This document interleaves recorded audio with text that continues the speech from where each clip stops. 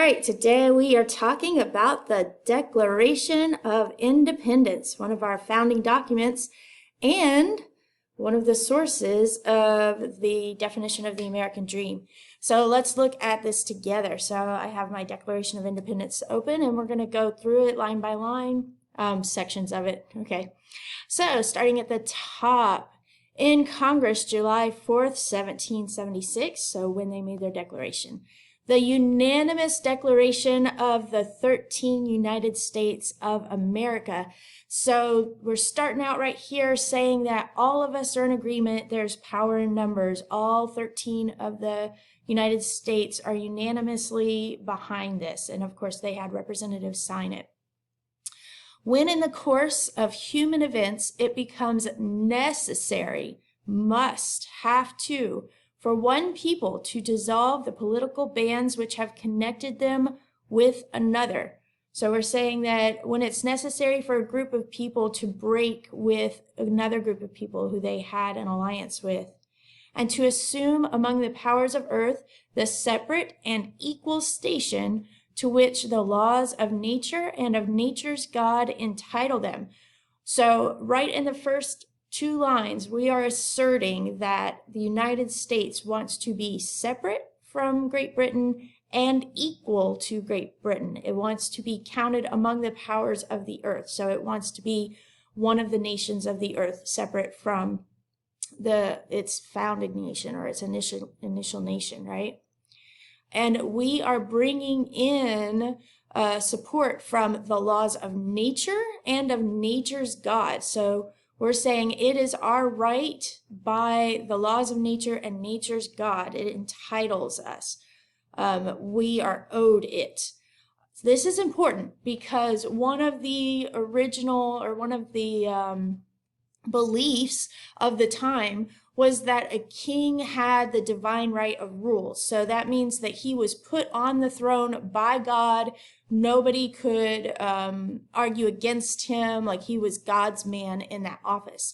So the founding fathers here are asserting that they have God on their side, that it is actually God's laws that entitle them to break from England, and so that this divine right of rule doesn't count.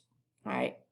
A decent respect to the opinions of mankind requires that they should declare the causes which impel them to the separation. So they're saying it's right for us to tell you why we are separating from England. And they're not just saying this to England. They're not just saying this to King George, but they are declaring this to the entire world. We are separating from England. We deserve to be our own country. And we are going to give you all of the reasons why we are making this declaration. We hold these truths to be self-evident. So a truth, something that doesn't change regardless of who says it. And self-evident means obvious. So we believe the things we are about to say are obvious and everybody should understand it. Everybody should know it. That all men are created equal, that they are endowed by their Creator with certain unalienable rights. All right, so we are saying that every man is equal. So that means the king is not any better than any other man. Now, of course, in this time period, really, they're talking about white men who own property, but it was still a big thought to say that the average man was equal to the king. And they were equal because God made them equal. They are endowed or given by their Creator certain unalienable rights. That means they have been given by their Creator rights that cannot be taken away, rights that should not be taken away. Among these are life, liberty, and the pursuit of happiness. So 3 rights that cannot or should not be taken away from us are the ability to live, liberty, which means freedom, right? And the pursuit of happiness. Now, they're not saying that everybody gets to be happy, but you get the opportunity to pursue happiness. Definitely some founding ideas right there of the American dream. that to secure these rights, governments are instituted among men. So it is the government's job to make sure that you have the right to life, liberty, and the pursuit of happiness, deriving their just powers from the consent of the governed. All right, so this is also a really big idea from the time, that separating from what was, meaning that the government doesn't just get its power from God or from the fact that it is the government or from military might. The government gets its power from the consent of the governed. So the people of that nation give the power to the government to do what it needs to do to manage the nation, to run the nation, right? So again, saying that it's not from the top down, it is from the bottom up. That whenever any form of government becomes destructive of these ends, it is the right of the people to alter or to abolish and to institute a new government. All right? If the government isn't doing what the people are consenting for it to do, if they're not protecting these inalienable rights, life, liberty, and the pursuit of justice, the pursuit of happiness, it is the right of the people to alter the government, change it, or abolish it, destroy it, and to create a new government, which is exactly what the colonists were trying to do. They are trying to abolish the government that had been established over them by England and start their own. Laying its foundation on such principles and organizing in its powers in such form as to them shall seem most likely to affect their safety and happiness. So after you have gotten rid of the government that is not doing what it's supposed to, you get to build your new government the way that you think will bring about safety and happiness, right? Prudence indeed will dictate that governments long established should not be changed for light and transient causes. And accordingly, all experience hath shown, okay, so let's stop there. Let's talk about prudence shall dictate. So prudence, like wisdom. Wisdom says that you shouldn't overthrow a government for no reason or for very small reasons. Like there really has to be strong, important, justifiable reasons for overthrowing a government. You can't just say, oh, I don't feel like my government today. All right. So they're saying wisdom says you can't just overthrow for no reason. And accordingly, all experience hath shown that mankind are more disposed to suffer while evils are sufferable than to right themselves by abolishing the forms to which they are accustomed. And they're saying that usually people don't want to fight or overthrow a government. They would rather suffer as long as they could under the government that's there because they know it. It's kind of like the evil that you know or the demon that you know. So you know what it is, you know what to expect, you suffer it as long as you can. But when it comes to a point that you can't suffer it anymore, that is when it's your right and responsibility to do something. So picking up at but, which is right here. But when a long train of abuses and usurpations, pursuing invariably the same object, evinces a design to reduce them under absolute despotism, it is their right, it is their duty to throw off such a government. Okay? So you don't throw it off lightly. But when there's a long train of abuses and usurpations, which apparently we are about to say there are, and these are our reasons for breaking with England, that continues to keep them under despotism, it is their right and their duty to throw off such a government, okay? And to provide new guards for their future security. So you get rid of the government that is abusing the people, you establish a government that will not. Such has been the patient sufferance of these colonies. We have suffered so long under England. and such is now the necessity which constrains them to alter their former systems of government. So we have to, it's a necessity. It is our right and duty to alter their former systems of government. The history of the present King of Great Britain is a history of repeated injuries and usurpations. The King of England has repeatedly hurt these American colonies. He has repeatedly taken power from these American colonies, all having in direct object the establishment of an absolute tyranny over these states. To prove this, let facts be submitted to a candid world. All right? And here we have, they are making this appeal or this declaration to the entire world. This is what we're doing, world, and this is why we're doing it, so that France and Italy and all the other countries know that the colonies aren't just some sort of civil uprising. This isn't just some sort of small thing. They are declaring their separation from England, right?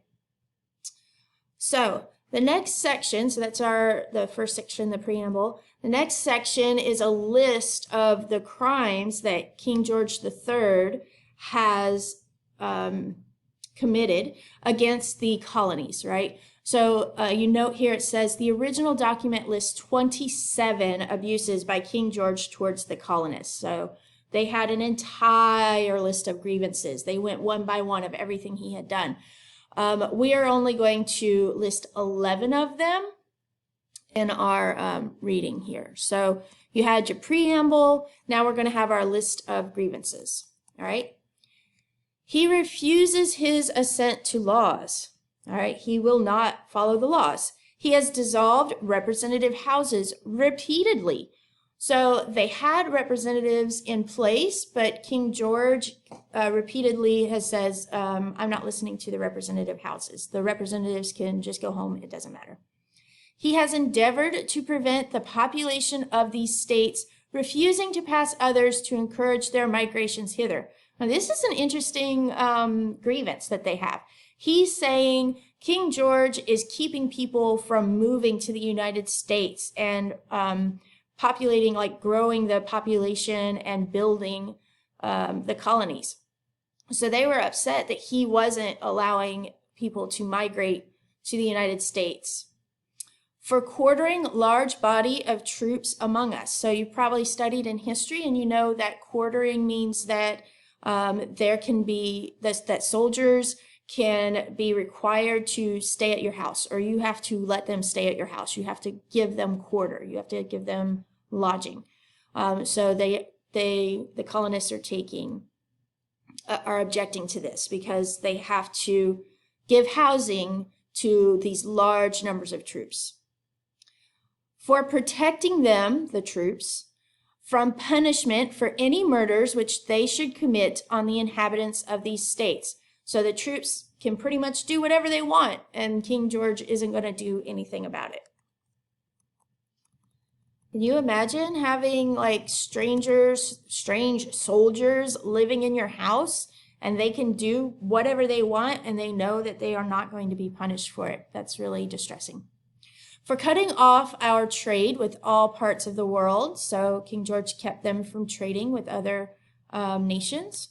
For imposing taxes on us without our consent. That goes back to the representative body. If you don't have a representative who says, yes, we're going to consent to pay this many taxes, or no, that's too many, we think it should be this, or whatever, he's just forcing the taxes on them without representation. A big deal.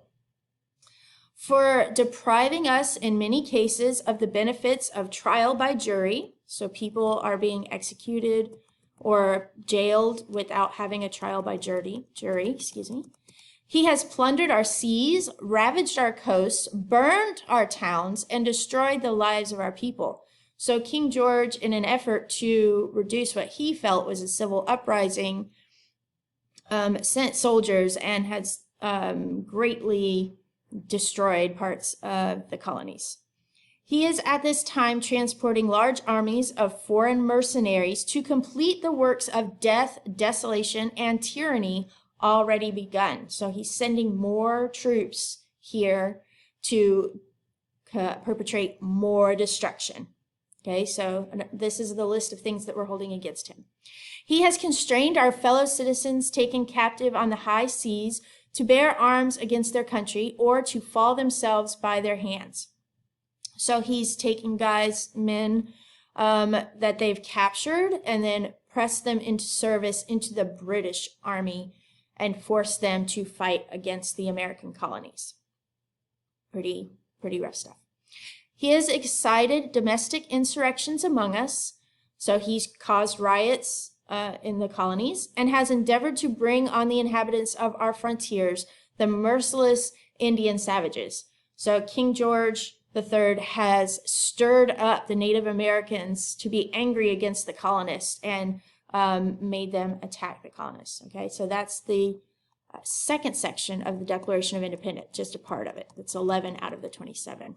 Okay, so we've listed all of our grievances. We've had, we believe these are our rights, and we're going to declare this to the world. These are the things that King George III has done against us. And now this last section, this is the conclusion. In every stage of these oppressions, we have petitioned for redress in the most humble terms. So while all of these horrible things have been going on, we keep saying to King George, please don't do this, or you need to let us have representation. So they keep petitioning humbly. Our repeated petitions have been answered only by repeated injury. So King George is not listening to their pleas and instead is attacking and doing more and more horrible things. A prince whose character is thus marked by every act which may define a tyrant is unfit to be the ruler of a free people. That is a huge statement, to say that the king is unfit to rule over the people that he's been put over. That takes a lot of courage to say when people believe that the king was established by God and had his right from God. Nor have we been wanting in attentions to our British brethren. We have warned them from time to time of attempts by their legislature to extend an unwarranted jurisdiction over us. So we talked to the king, but we've also talked to the British citizens and said, hey, this is what's happening to us over here. This is not okay. We have reminded them of the circumstances of our immigration and settlement here. We have appealed to their native justice and We have appealed to their native justice and magnanimity. Magnanimity. It means big-heartedness, even though I'm having trouble saying it. And we have conjured them by the ties of our common kindred to disavow these usurpations, which would inevitably interrupt our connections and correspondence. So we've talked to the British people. We have begged them and said, look at what's happening to us. Please stand up for us. You are our brothers over there, because we came from England. There's still family in England, we still have connections. Please speak up for us. Make the king leave us alone. They too have been deaf to the voice of justice and of consanguinity. All right. So even the people who we appealed to the king, we've appealed to the populace of England. Nobody's listening. We must, therefore, acquiesce in the necessity which denounces our separation and hold them, as we hold the rest of mankind, enemies in war, in peace, friends. All right, so we don't have any choice. We're declaring war on you. We're declaring war on the king, and we're declaring war on England because nobody will listen. We, therefore, the representatives of the United States of America in General Congress, assembled, appealing to the Supreme Judge of the world for the rectitude of our institutions. So all of us together, we are in agreement, and we are appealing to God the supreme judge of the world, because nobody will listen to us. The king won't listen. People of England won't listen. We're appealing to God. Do in the name and by authority of the good people of these colonies, remember the government gets its power from the people, solemnly publish and declare that these united colonies are, and of right ought to be, free and independent states. So we are declaring we are free and independent, and that they are absolved of all allegiance from the British crown. Okay, so we no longer have any responsibility to England, to the crown. Absolved means like forgiven or released. We're released from allegiance to the British crown. They just release themselves, like going to your parents and saying, I'm absolved of obeying you. Like this, they have declared themselves free. And that all political connection between them and the state of Great Britain is and ought to be totally dissolved. Politically, we're out. We're done with you. And that as free and independent states, they have full power to levy war, conclude peace, contract alliances, establish commerce, and do all other acts and things which independent states may of right do. All right? So we have declared we're independent from England, and now that we're our own country, we get to declare war if we want. We get to negotiate peace. We get to have alliances. We get to figure out our trade agreements. Anything that an independent country does, we get to do it because now we are independent.